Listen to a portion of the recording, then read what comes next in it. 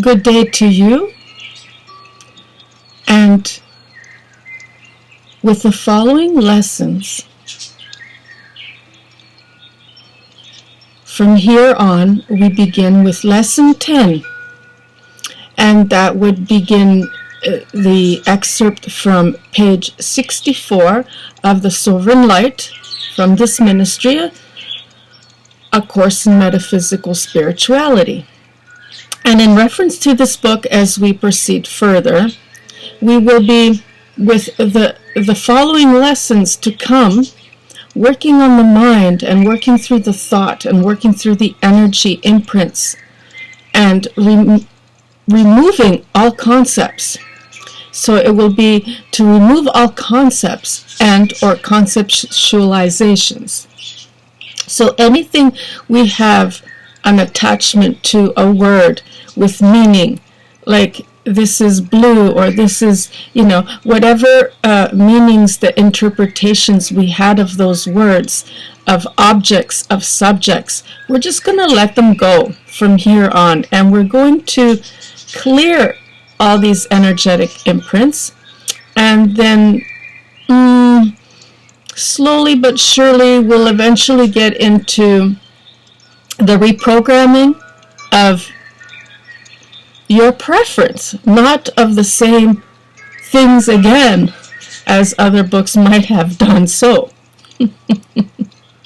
With the omissions of sacrificings and all these other versions of perhaps Catholicism or other things that when we attach the samskaras that the Buddhists like to call, when we try to hang on to the physical or things that we have to work really hard for and suffer, that's the ego mind. Either way, we can do it with any way that you feel comfortable. If you feel comfortable in going back into the Bible, by all means, there's many denominations and you can so do that. This book will give you the empowerment, the vision to see for yourself and bespoke your own version of the highest you that you can benefit, the best version for yourself. And so we have to begin from somewhere in the knowing of what everyone is familiar with.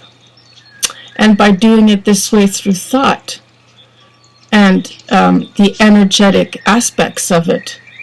And then we can begin to also incorporate the magnetics of it, you see, because when we attached the feelings of certain experiences, and we give meaning to them, and then we pass them down our lineage, and then we come to these opinions that we all agree upon as facts, and these are real. This is the truth. So what is it I'm seeing, this pencil? Is it real? Or is it something that I've attached meaning to? As simple concepts like that. And then we get you to realize the macro, broader view, so that our vision goes to the broader view, and then close up what we see in the limited view of this closed-minded kind of thing, in a narrow-minded. And so we will be working on the mind and through affirmations. And then slowly we will be planting the seeds throughout in very subtle ways to get you to do other things and practices and exercises besides just the mindful ways of doing things in this way. And we can silence the mind and start to have our hearts open so that we can feel, but at the same time we can feel to experience like the innocence of a child. And we can take it from there and start practicing by unclutching and observing, and certain tools throughout this book that you can find a sampling very useful, and the words along the way, and some sermons that eventually the sermons will stop, and the examples and of the day will be given with the idea and the affirmations, and then the purpose for the whole thing, just to kind of get not to, just to impress very subtle ways throughout the day, and take a few moments to just recalibrate. And that's what this from here on is going to be. And now that we've reached 5 minutes into this, I'd like to go into the sermon that is called Judgment and Discernment. And it's very important that you can somehow be enlightened and perhaps be guided in the way that you can open up to these paradoxes, because you'll be finding a lot of perhaps you'll say, hey, this is a contradiction. She said one thing, and then she's writing the author is writing another thing, and that the scales, okay, that balance of this is right, this is wrong, and it's going to be up to you to learn how to discern, because everything, as the observer, you will see is a paradox. And once you begin to see in that kind of way, then you can rise above the duality. Okay? And so judgment is a victim state, that when the self can learn to rise above it, it can have adjusted to discernment. The higher wisdom is simply to make use of this discernment, in that of knowing what it is that self prefers from every probability and loosely. So don't hang on too tight, and the judgment likes to play by giving the illusion that there is no other choice in its unfairness, and that there are no insights to be gained. And the circumstances have no other resolutions but to help motivate the self into the potential to cultivate and innovative the alternatives from these situations. Or it can go into procrastination and become bombarded and overwhelmed by all these technological apps, and this is how you do this, and this is, and everybody all overwhelming the system and wanting attention here, there, everywhere, and a whole bunch of conglomerations and associations and all these things. It can get really overwhelming, and then you just say, fuck it, I'm so, it takes from your energy here, it takes from your energy there. They're called distractions, and that you start to kind of procrastinate and say, I don't want to fucking do this anymore. Fucking do this anymore. Fucking do this anymore. I don't know if I can do this anymore. And you start to doubt yourself, right? And so practice getting to know the many judgments that confront the self with. So in this book, you will find that it's not going to be a he always referring to the gender 1 or gender 2 or species or races or any kind of prejudices that can result from labeling. And so it has been taken in a sense that the word becomes self. It's no longer they or neutral, or that it's the self. And so throughout the book, you're going to be hearing and reading, confront the self with. And it's always to do with the self. And so these judgments that it holds for the self of its world and for the many are these judgments from the many subjects of its world. Are they not? Well, let's test it out throughout the day. And anytime you want or feel that you're being tested in this way, go back to this read and expand on it. And maybe you'll find the answers. And so wherever there's a problem, the solution was already there to begin with. And actually the solution is the thing that creates the problem, but we don't see that, and we just see the problem. And so I think it was someone once said that you have to take yourself out of that problem reality in order to find the solution. But the solution is right there. It's just a changing of perspective. And so you will be able to see the solution. It's right next, and they split off. When they split off into the dualities, that's when, it's up to you to feel it. Because the problem and the solution had a feeling. One and the other created. So, are these beliefs or opinions? And that it holds of itself and of its world, really, even of its own experience. Rather, you would have to know or feel. So, what is it that you know? Are you knowing from your own feeling for the very first time? To experience? Or is it something that you've already have the experience?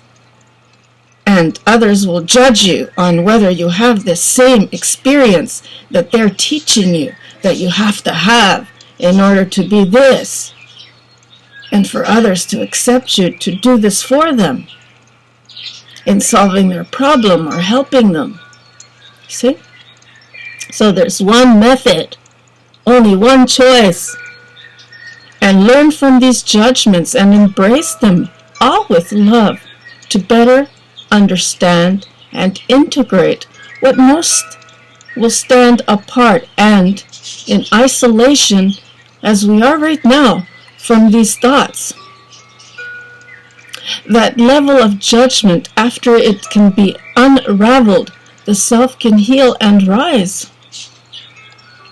The circumstances the self does choose for making judgments, and from these circumstances are the opportunities to regain harmony with, a better feeling, thought to orchestrate the next experience with. So, when the letting go of the judgment happens, you're releasing it, you're forgiving, and discernment can take its place. So by releasing this judgment, you're forgiving. It's another way of letting it go, that energy. So forgiving can be everything that we hold within our mind to imprison ourselves with, and that we hold others accountable for, that we must punish. And if they don't do it in a certain way, from our opinion that we have experienced, that they must become that way, then they will never fit in. And that's a choice that we can make. We don't have to fit in. And as much as we long to fit in, what is it that we want? To experience what it's like to be with somebody and share things with. To experience those mirrors, to experience, for me it's always been to experience someone in my own likeness, not to experience someone of my opposite. And whatever other adjustments, that's what the human that's what the human existence awareness is for, that we can have compatibilities but also work through our incompatibilities and enjoy all the other pleasures that the human experience has to enjoy in an intimate way with each other that we all long for. And then through that we can get some kind of community, some kind of tribes and things like this, and if they don't fit into that certain tribe, then they can go somewhere else. But not everyone is accepted from that. It has to come from within. It comes from the one, and then it goes into the two, and then the three, and then it goes into the multicolored, multidimensional reality, you see. And so what is a judgment is this assumption, or the insistence of imbalance to resist the flow of consciousness, you see, from having the experience by placing blockages or these kind of filters in the way. So at the most intimate level, if you cannot connect, then how can you connect on a broader scale of, oh, we don't want you falling in love, but it's okay for us, to fall in love with each other, but not you. You're a deviant because you're this way, and we don't like people to fall in love with their own likenesses. We want people to fall in love with their incompatibilities and work together and create a third party and all these things. And so how can you do things just by duty and not just by the beauty? And how do you adjust in a world with no love? And are we not the ones responsible repelling this world that we feel the rejection from? So these are some things to consider. And maybe perhaps we can even talk about not feeling the enoughness. Okay, so these are all judgments that we can place on ourselves, and then it ripples out and others put on us for being our authentic selves, that we can't be mirroring in the way of their image that they appreciate and value, to partner up with and to group with and to create. And the more general you go, the less niche factor, the more we can somehow see how we can get along. But it's always that. It always comes to these things that we must clear. These are the blockages, okay? And the filters is the ego. The ego is that protector. The ego is that warrior protecting the family. Those boundaries, it's protecting the family from within. That inner child, it's protecting it.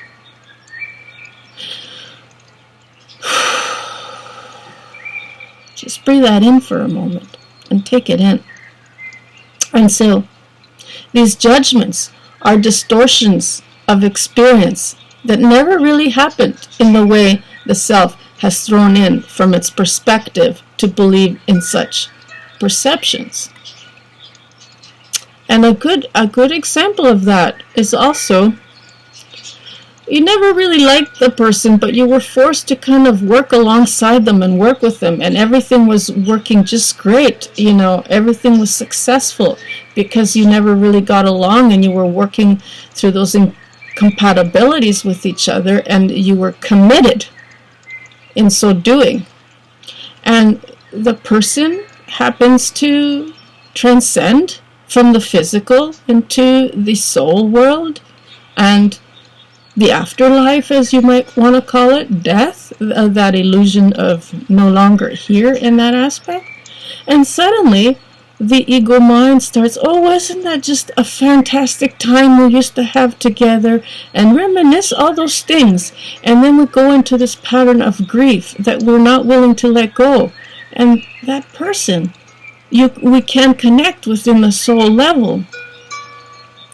In the soul world, when you go to sleep, we connect with them, and we get these strong feelings. And the only time we might even remember them is if they're traumatic enough that they wake us up, and then we remember the snippets of them.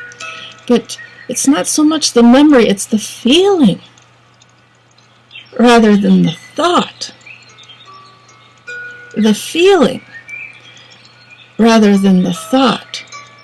So when we go into this law of attraction, we're going through the thought to convince and imprint for feelings that we may feel. This is how we have to feel when we give meaning to, when we see this is what is useful for, like a pencil. The pencil will, well, how do I feel? I feel relief after I write down all my thoughts when I use this pencil. This might be my favorite pencil. And so on. And it could be with subjects, it can be with objects.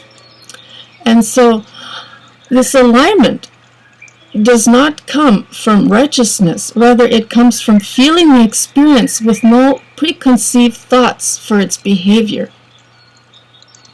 Negatively charged emotions are self-defeating experiences attached to judgments, and it is the onus of the self to break apart and feel them out. And this is shadow work. This is the dark night of the soul. This is the judgment that we all so long for when we leave this world, that we think we're gaining by suffering and giving empowerment to others through our suffering, while we're held down so that they can be held up in this way, so that we can live in the next world when it's all here and now. So the emotional, when we leave the physical, we're still having to work through it. We're still having to work through it. That's what purgatory is. This is what the bardos are. This is what the in-between worlds. When somebody suicides, it's not their time. They're escaping from the world. But they still have to work through it. You can't just fall through something. It might feel like an ascension even. And so, values hold opinion. These opinions, because they are made from comparisons. So if we have nothing to compare, however, the experience of this contrast will help to bring the level of discernment as a tool to play with, rather than that of holding judgment.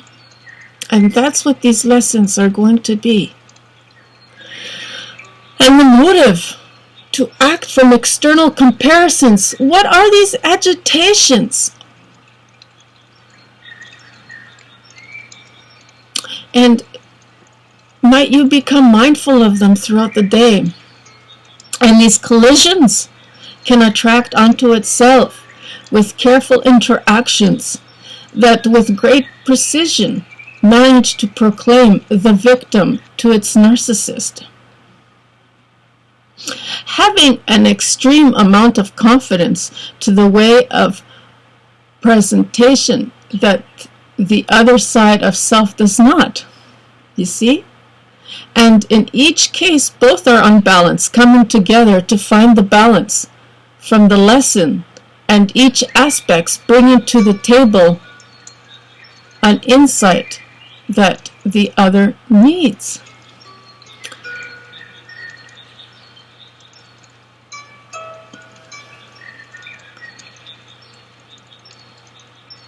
So where have we felt this? In the bullying, perhaps, and where have we felt, where do we feel the unjustments that we must adjust? And the judgments create walls, or the need to set up boundaries. As the warrior, we must become. And with this, the ego mind specialist. With discernment, the self learns when it must set boundaries and when to be more boundless.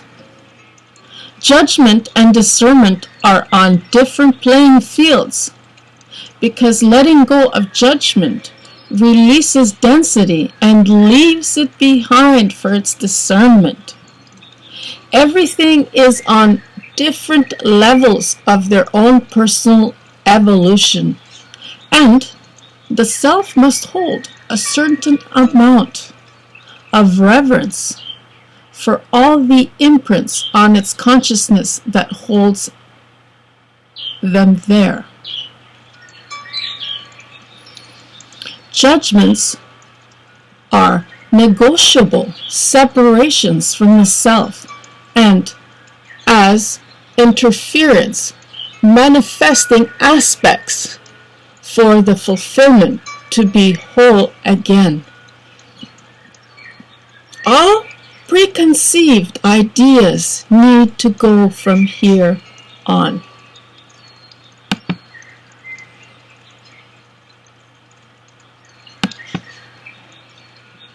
Are you with me? Sounds good? How are you managing? Know that comparative thinking is mental and mentality of fired up neurons. So this comparative thinking is a mentality of fired up neurons that can manifest with all beliefs for far too long, a paved up pathway to identity.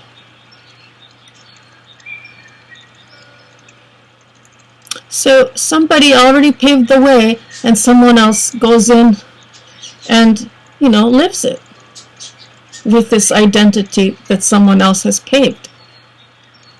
You see? And so many others, and then they start competing with each other to see who will get into that creative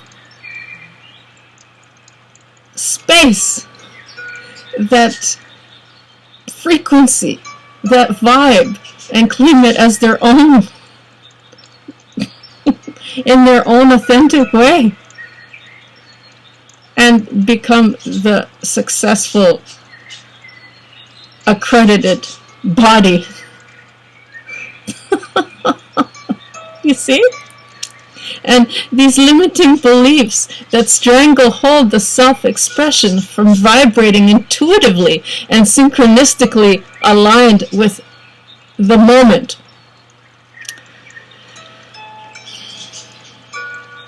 So when we're forcing things that really agitate and irritate, and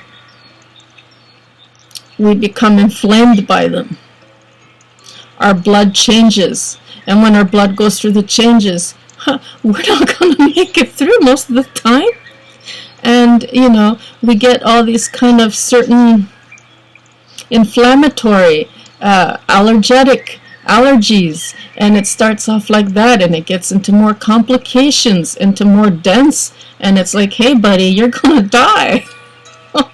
One system shuts off, then the other, but you're like persisting. No, I'm making so much money, and how's that working for you? But everybody else will be happy about it because I'm pleasing others, and I'm not a doormat doing it. I'm actually getting somewhere. Yeah, you're getting to that door where, you're going to be closed soon, and then nobody else will even know you have existed. That's very transformative. And time is this illusion, you see? It's a linear illusion. And that sets in the prison bars of rules and regulations that belief has now become a rigid state. And we get into politics.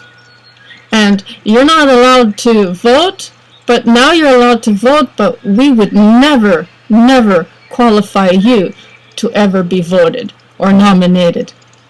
You're not born here, you see, and all these other things. And it's like, well, why would I frickin' vote you when you just punish me if I ever did? And if I don't vote you, you get voted in anyway, so what's that? And, all these rules that they've set in place.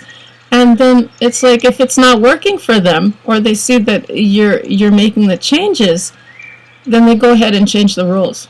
And last minute, they take everything from under you. And it just keeps going and going. And it's like, fuck this. I don't need this kind of exhaustion. And, you get nowhere. And so that's where procrastination might also develop. And so this feeling of not enoughness might also develop. You see, all these things. And it's like, okay. So a previous thought cannot become the value for opinion of that next experience, and rather might not qualify to best suit the self with such belief. The objective is to accept all information and intuitively decide what feels more aligned in preference. And so explore the possibilities that can offer profound dimensions, and from a blank canvas, the connection can be made with the omnipresent state of oneness.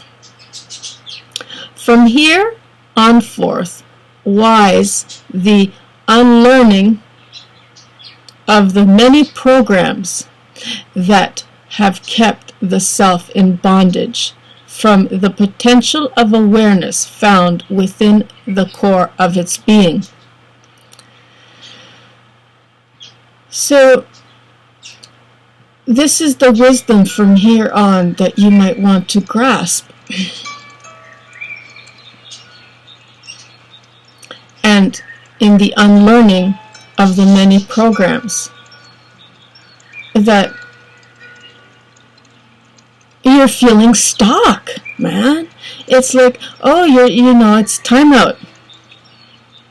Like you're almost put in some kind of prison, and now you have to face with, your partners, your family, all the intimate people, including your home, including where you reside, where you mostly don't cohabitate at all, that you hardly ever get to see, because most of the time you're out there pleasing others, and in an enslaved kind of way, where you have to go out there and be that civil servant, or be that private corporate person that's working for the bereaved, or out there working for that man, or however you want to call it. I don't want to say man, the system, the patriarchal system, or however you want to see it, that will base a lot of judgment on your experience. And no longer you can go through the back door, or I like you, or I don't. They're using all these rules so that they can keep certain kind of people out. Those people that actually can make the difference, and those people that can actually make the difference could be you. And when you realize this, then you say, well, there's got to be another way. And no, not through suicide, but going inward and knowing how to, because you're the game changer. You see? So this is the time where you start realizing that there's another world to be found. And this is the time to do it. And this COVID fallacy has created this space for us to benefit from, you see. And beliefs build walls around the self and repel all borders that challenge it. When have you not seen this kind of rejection? When have you not felt this kind of rejection from others? I must admit, that's part of business in this world of the ego-driven mind. And we just have to keep going. And we get to a point where we don't realize it, but, we become very aggressive. In any opportunity we get, we're in your face, selling you something. And so suddenly the ability to perceive from the vastness of all that is becomes myopic. And all possibilities become regulated by limited self-restricted beliefs. There are many religions of the mind and indoctrinations to denounce their prejudices, and from the many denominations become narcissistically blind-sided from the truth. And the truth is not in the empowerment of military and troops.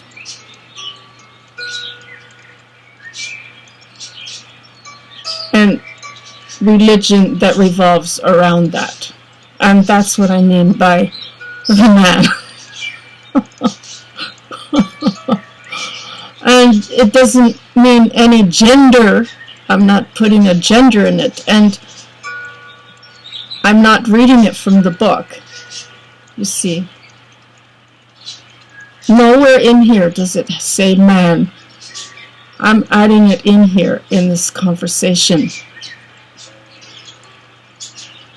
And so there are many religious and many religions and many religious people of the mind that indoctrinate others in this military kind of truth to respect and be heard. And politicians, not to name a few, that lead the way. And their time is very short and very limited. But the rules and the policies and the whole system takes a very long time to change. So are they really making any difference, any impact? Not unless they go to war. And that's what it means. And that's the judgment. And these impacts. And so somewhere the relief will always find itself. And the purpose of this tension, that it's showing such idealism is to, the purpose of showing such idealism is to reference that judgment is a tribal warfare, that politics, religion, and all other such discernments that carry pretense of value over another in their military ways, like I've got this more powerful weapon than you do. And it's the currency that vibrates out the energy of limitations and revolves around it, and the lack within the prison of the mind as finite.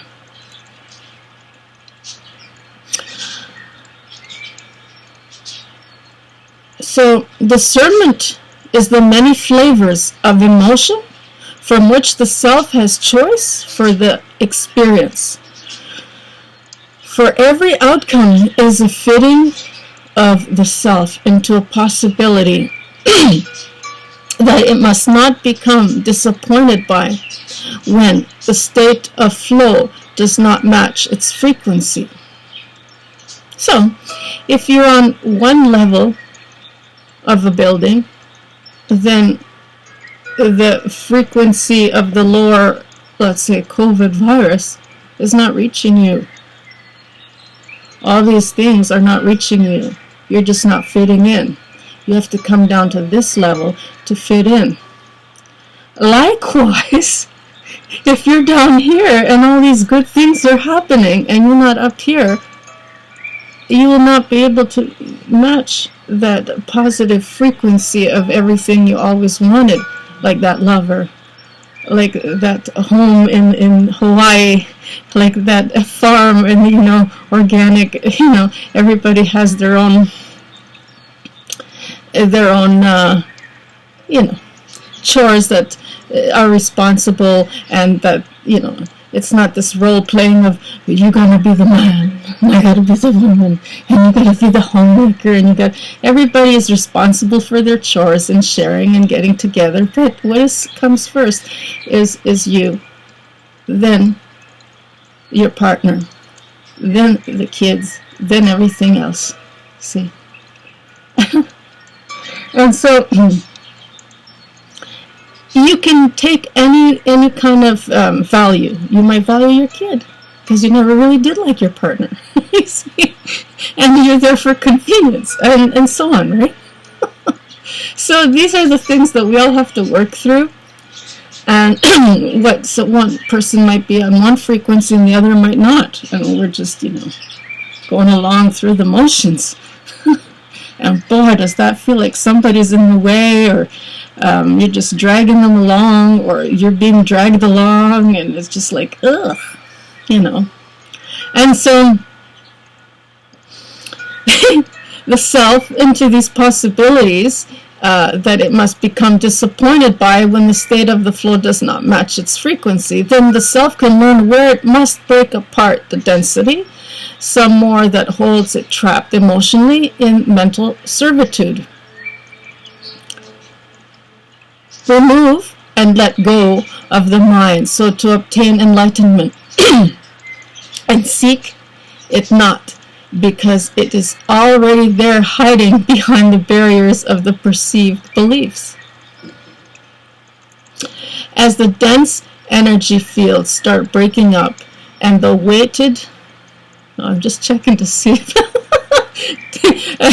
as the dense energies fields start breaking up and the weighted down meanings of what is all around us to perceive becomes removed, transcendence to a higher state of awareness, where discernment and the expression of its authenticity, one in the same, be welcomed back into the oneness of the same consciousness. And so, through brain placidity, the brain can change the way it processes information from the way it perceives it. So you get grooves put into it, you see. And these become the habits, the patterns within the brain. It's like water and earth, channeling the water through and through all the...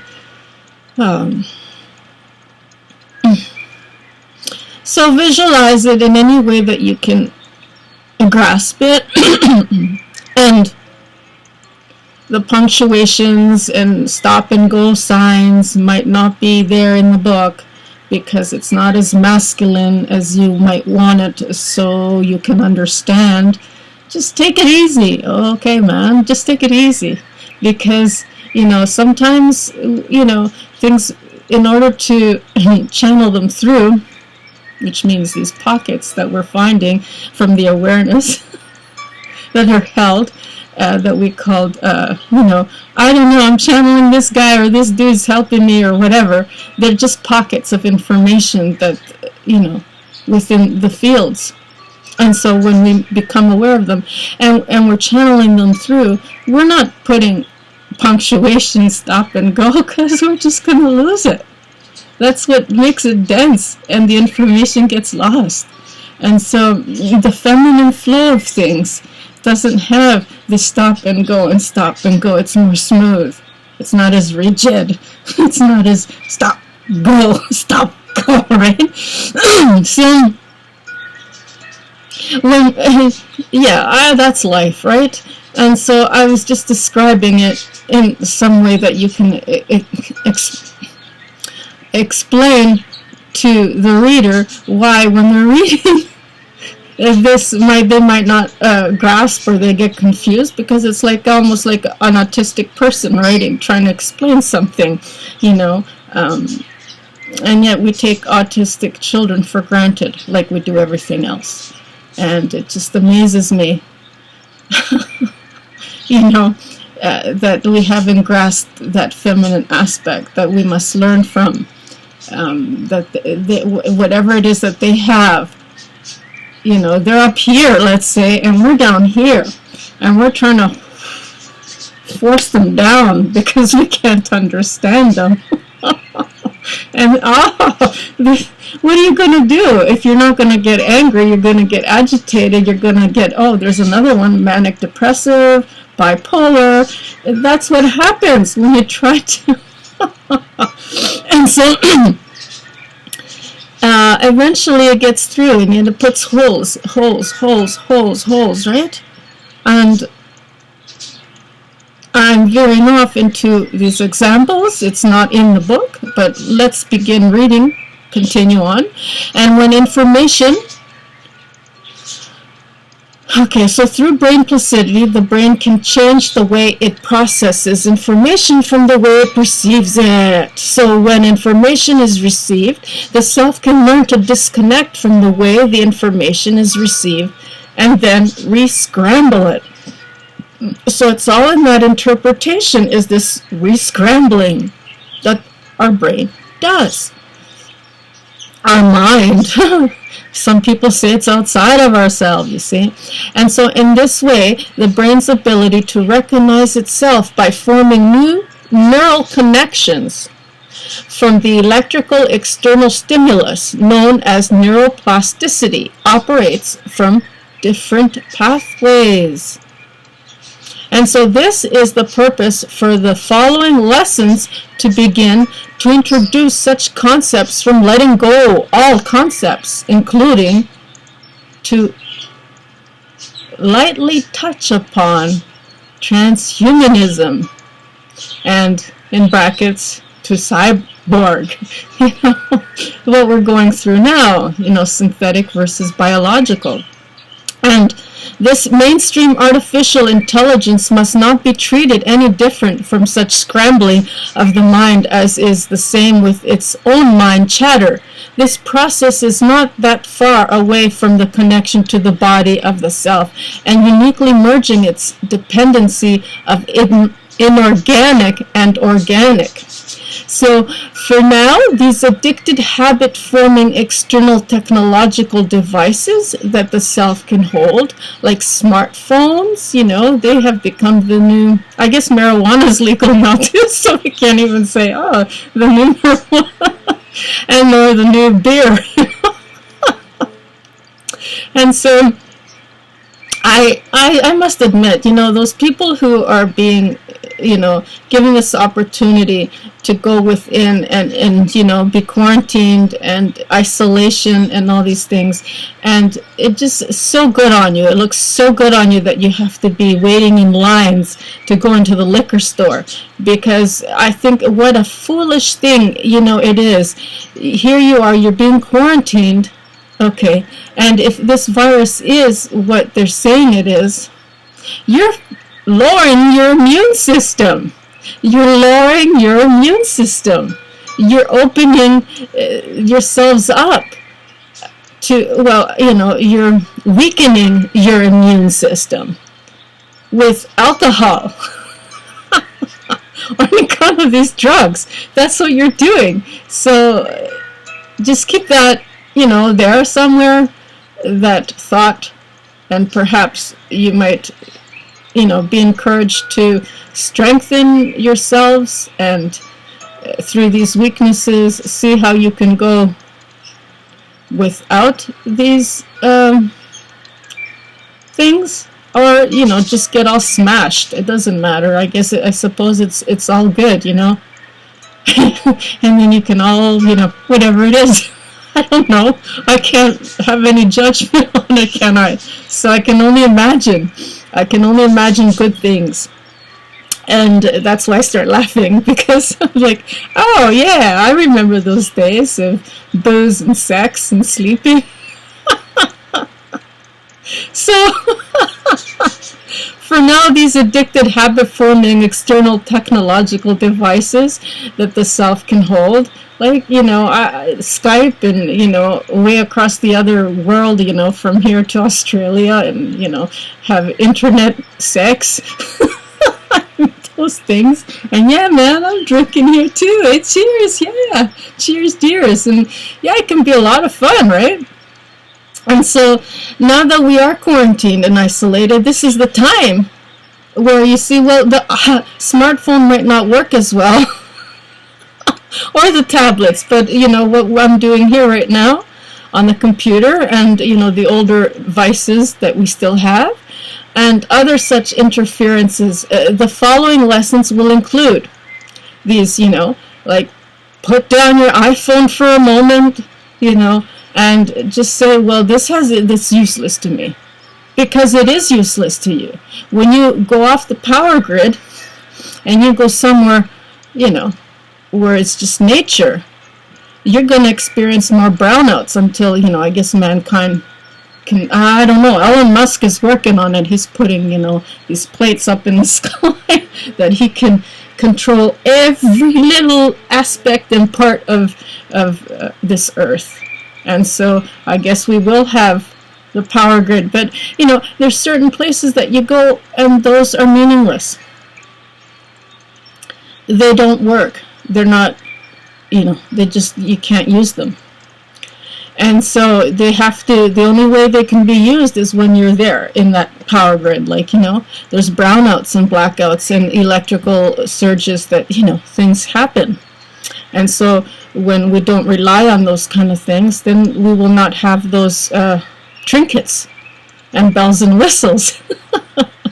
And so, for now, these addicted habit-forming external technological devices that the self can hold, like smartphones, tablets, and other such interferences, the following lessons will include it is to made useful with much discernment, and where to have the wisdom to see it as codependency, emotional attachments. The following lessons will include them. The M is missing on this one, but I'm hoping that it's not missing in the books that you have ordered. If you didn't already, the changes will be made. And so it is to make useful with much discernment, and where to have the wisdom to see it as a codependency, emotional attachments.